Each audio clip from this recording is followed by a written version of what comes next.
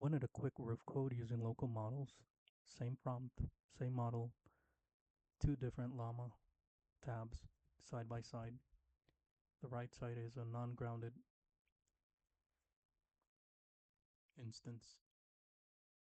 Now on the left side is where the proxy injects records into it.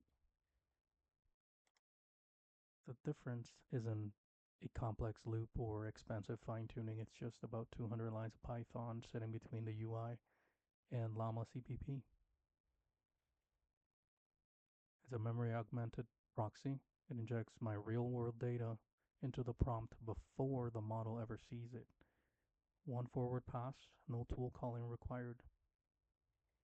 Imagine what you could do with this if you paired it with, say, OpenCode or any other TUI.